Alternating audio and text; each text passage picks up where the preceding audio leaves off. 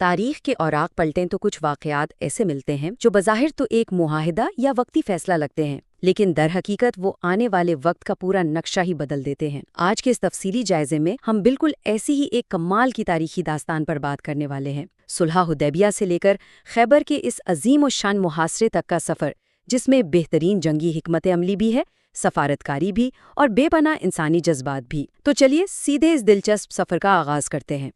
سب سے پہلا سوال جو ذہن میں آتا ہے وہ یہ ہے کہ آخر صلح حدیبیہ کا وہ معاہدہ جو شروع میں مسلمانوں کے لیے بڑا سخت اور پابند کرنے والا لگ رہا تھا، وہ اچانک تاریخ کے ایک اتنے بڑے اور مشہور محاصرے کی وجہ کیسے بن گیا؟ مطلب ایک ایسا معاہدہ جسے بعض لوگوں نے ابتدا میں کمزوری سمجھا، وہی آگے چل کر ایک شاندار فتح کا پیش خیمہ کیسے ثابت ہوا؟ یہ واقعی بڑا حیران کن موڑ ہے۔ آئیے سب سے پہلے صلح حدیبیہ کے ان اثرات پر ایک نظر ڈالتے ہیں جنہوں نے حالات کا رخ ہی بدل دیا۔ اب ذرا ان واقعات کو ترتیب سے دیکھتے ہیں۔ معاہدہ طے پانے کے فوراً بعد کیا ہوا؟ ایک صحابی ابو بصیر مکہ سے فرار ہو کر مدینہ پہنچے، لیکن معاہدے کی اس کڑی شرط کی وجہ سے کہ جو مکہ سے آئے گا اسے واپس کیا جائے گا، انہیں مکہ والوں کے حوالے کر دیا گیا۔ مگر راستے میں وہ ایک محافظ کو قتل کر کے نکلنے میں کامیاب ہو گئے۔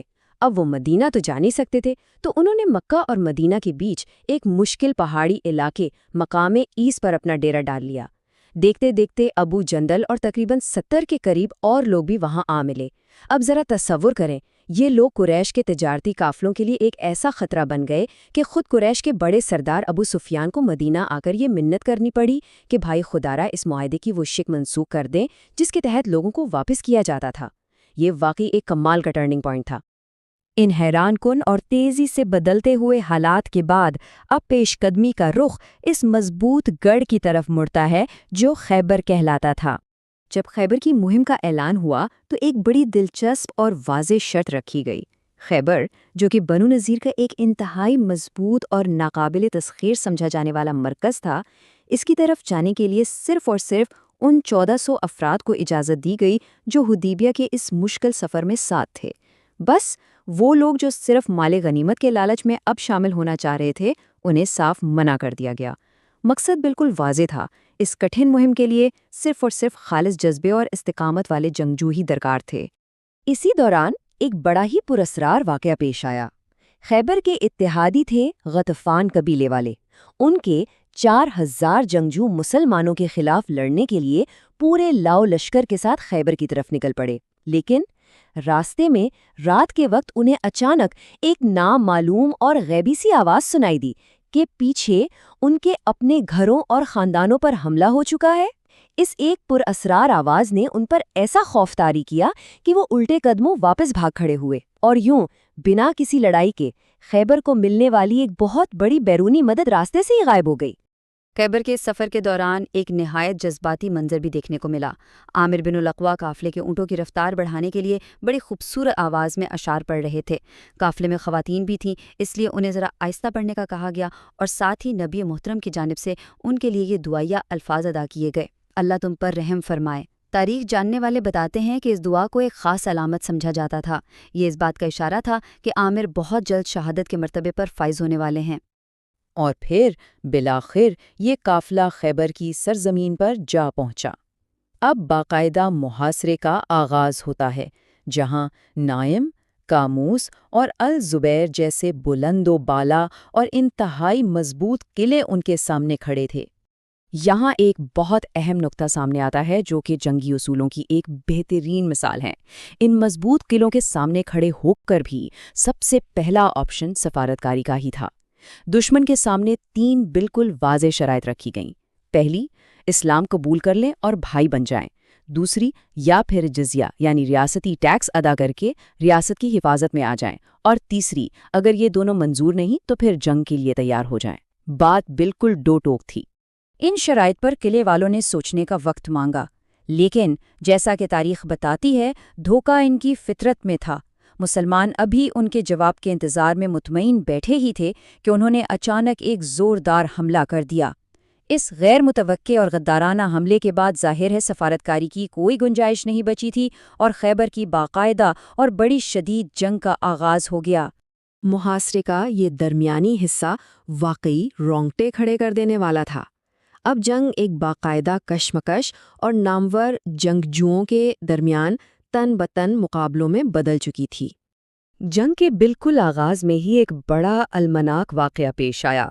محمود بن مسلمہ شدید گرمی اور تھکاوٹ کی وجہ سے قلعے کی ایک دیوار کے سائے میں بیٹھے تھے۔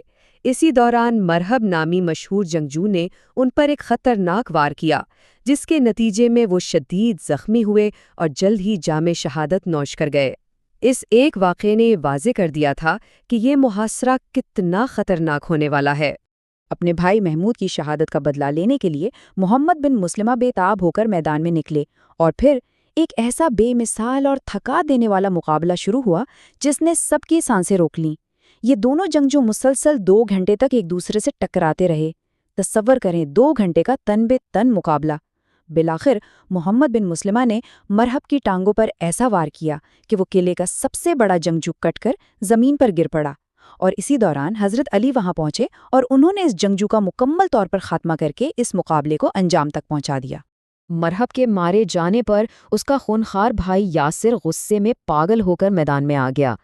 اس مرتبہ اس کے مقابلے کے لیے ایک انتہائی نوجوان جنگجو زبیر بن العوام آگے بڑھے۔ ان کی والدہ صفیہ کا اعتماد دیکھنے والا تھا، جنہوں نے پورے یقین سے کہا کہ میرا بیٹا ہی اس مغرور جنگجو کو دھول چٹائے گا، اور بالکل ایسا ہی ہوا۔ نوجوان زبیر نے اپنی شاندار مہارت سے یاسر کو بھی ڈھیر کر دیا۔ یہ محاصرہ کرنے والوں کے لیے واقعی ایک بہت بڑی اور حوصلہ بڑھانے والی نفسیاتی فتح تھی۔ ان لگاتار شکستوں کے بعد اب قلعے والوں کے حوصلے ٹوٹنے لگے اور وہ اندر محصور ہو گئے۔ آئیے اب ذرا ان فیصلہ کن لمحات کو دیکھتے ہیں جب ان مضبوط قلعوں کی دیواریں بالآخر گر گئیں۔ قلعوں کی اس تسخیر کے دوران ایک بڑا ہی ایمان افروز اور حیرت انگیز واقعہ ملتا ہے۔ ایک عربی شخص جو اس مہم میں صرف اور صرف شہادت کی تلاش میں آیا تھا، جب اسے مال غنیمت میں سے حصہ دیا گیا تو اس نے لینے سے انکار کر دیا اور کہا، میں اس مال کے لیے نہیں آیا، میں تو اس لیے آیا ہوں کہ یہاں گلے پر ایک تیر لگے اور میں شہید ہو جاؤں، اور اس نے اپنی انگلی سے اپنے گلے کی ایک خاص جگہ پر اشارہ کیا۔ حیرت کی بات دیکھیے، اگلے ہی دن جنگ کے دوران بالکل اسی ایک مقام پر اسے تیر لگا جس کی اس نے نشاندہی کی تھی۔ یہ سچے جذبے کی ایک ناقابل یقین مثال تھی۔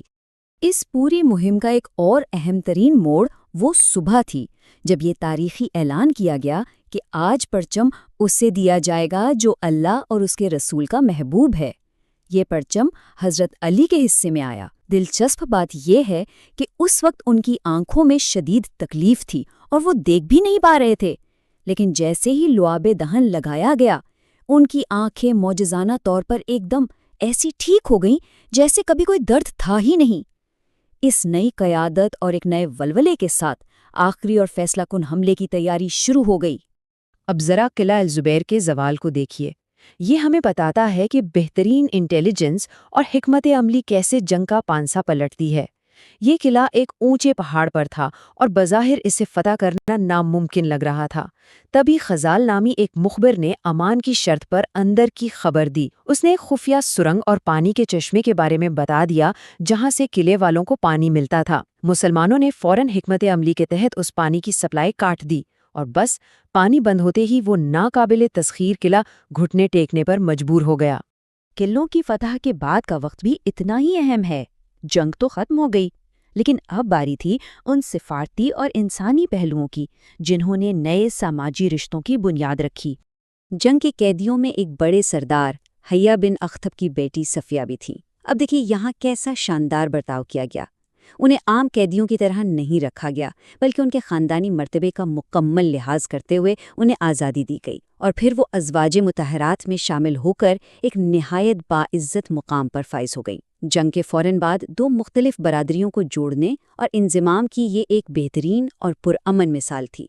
ہاں، ایک موقع پر جب ان کے پس منظر کی وجہ سے انہیں چھیڑا گیا یا تانا دیا گیا تو نبی محترم نے انہیں بڑا ہی خوبصورت اور بااختیار جواب سکھایا۔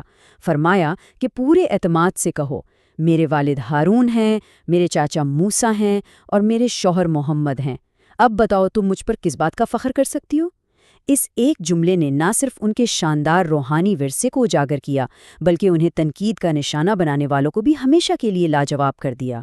تو اس پورے جائزے کو سمیٹتے ہوئے ایک بڑا ہی غور طلب سوال ابھرتا ہے ایک طرف غداروں سے بے مثال جنگی حکمت عملی کے ساتھ نمٹنا اور دوسری طرف انہی لوگوں کے ساتھ ایسی گہری ہمدردی اور عزت کا برتاؤ کرنا، یہ سب ہمیں قیادت کے کس اعلیٰ معیار سے متعارف کراتا ہے؟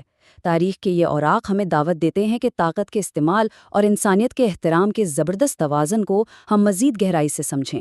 امید ہے کہ خیبر کے سفر کے ان پہلوؤں نے تاریخ کو دیکھنے کا ایک نیا زاویہ ضرور دیا ہوگا۔